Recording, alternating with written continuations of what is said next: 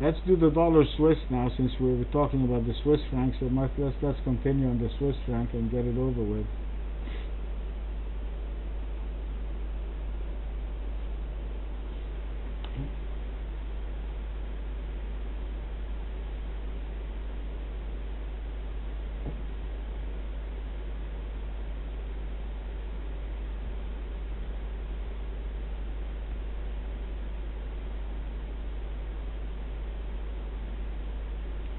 If you look at the weekly chart for the Swiss franc, for the dollar Swiss, all what we had, as I said, is the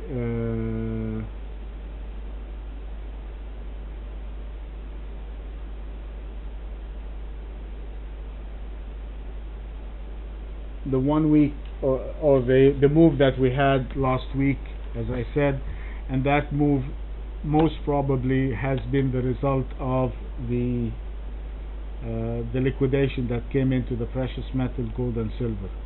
So we don't have any reason to consider this as a buy, or as a dollar buy, if you will.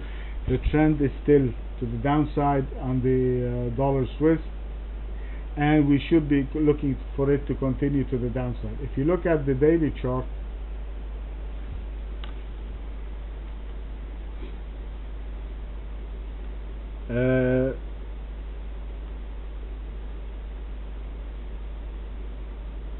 until the dollar gets above the 88.98 or the 88.90, we are still entrenched, and I'm still looking for a continuation to the downside. Okay, Paul, I'll do that later after I'm done. So we're still looking for a move to the downside. This upward move in the dollar Swiss will continue as long as the gold liquidation is taking place. So if I'm going to look at the intraday, and you can see only that the move happened 2 days ago. I mean, that's the big move that happened in the dollar versus the Swiss, and it just happened in the last 2 days, and that was right after they raised the margin.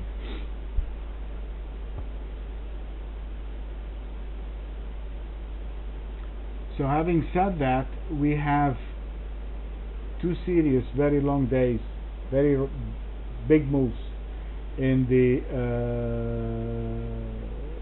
dollar Swiss. The trend, as I said, is still down. Forget that it has moved above a trend line. The trend line is something that you have placed on the chart, and it really doesn't. It's extremely subjective if it is going to. So forget about the trend line in this case, and we don't use trend lines between you and I. I mean. So the way we're going to look at it, we want to see this continuation. I want to see that they continue liquidating the gold.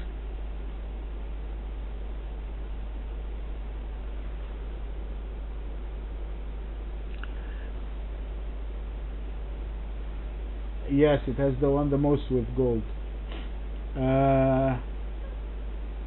So what we're going to do, we will only buy the dollar Swiss if it gets above the 88 handle. If it takes out the high of Friday, i.e., as you can see here on Friday, it has made 3 attempts to take out the high, and those 3 attempts have so far failed.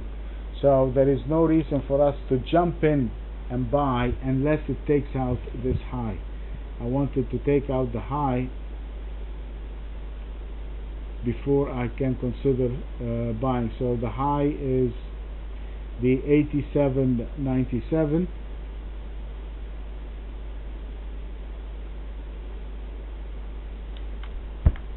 So that's going to be my long point. So 87.97, that's my long point. I do have a structure point here, which we have picked up from the daily chart, which is the 88.98. So it is last week we had the 89.57, so now we got a structure that's set into place before it. So now we're going to bring the structure point down, and that's going to be the 88.98. It could be 89, I mean, don't worry about it. So this is my long point and my structure point. If I take the buy and I buy it above the, I'm going to round this for you guys to 88 so you don't get so if I'm going to buy this above the 88, I have to place my stop below the market side. This is what has carried the market side. This is what carried the market all of last week, all of the last Friday session. So this here is what we can consider the meat of the session of Friday.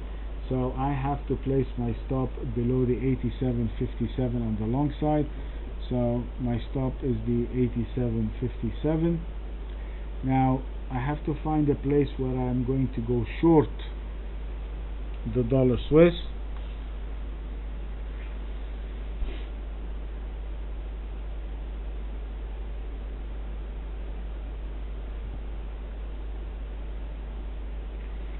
Now if the market has held all this distance here and it stayed above the 87.12, so we have to respect that. Even though if we get stopped out here, I have to respect that. And the distance between 87.12 and the 86.96 is about 10 pips or 15 pips. So what we're going to do is we're going to play it safe because we don't want to be caught. This is a short covering. Yes, Sergey. So we are going to, again, it is the 87.12. I agree with you, Sergey, but because I am in a short covering, the condition now, the market condition has changed. I am in a short covering mode, so I want to be conservative, and the difference, my conservatism is 15 pips, so it's not really going to cost me anything. So I'm going to go short below the 80, and I'm going to place my stop right there. So I am being conservative in my entry, and that conservatism has allowed me to choose a small stop. So my stop is actually 15 pips on that trade. So I'm going to go short the dollar Swiss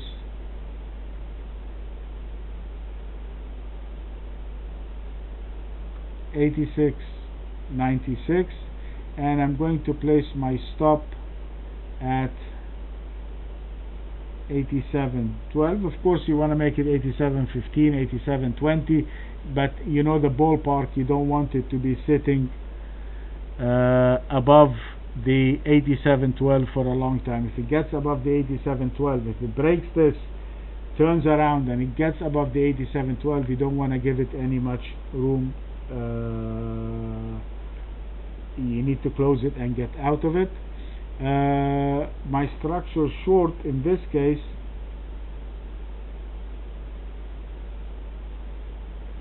is the same structure short that I had from last week.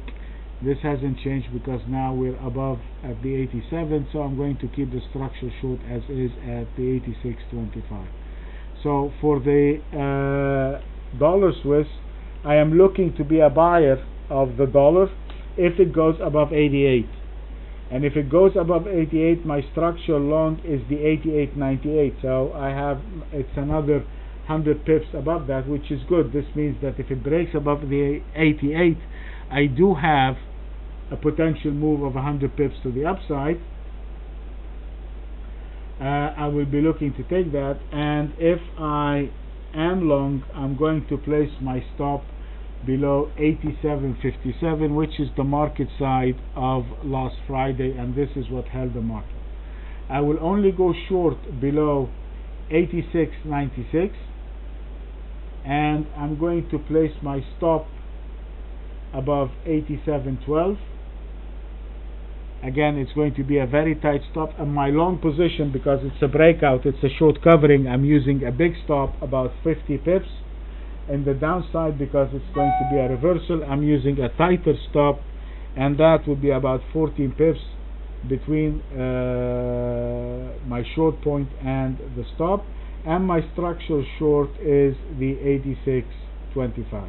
Okay, that is the dollar Swiss. Let me stop the recording and then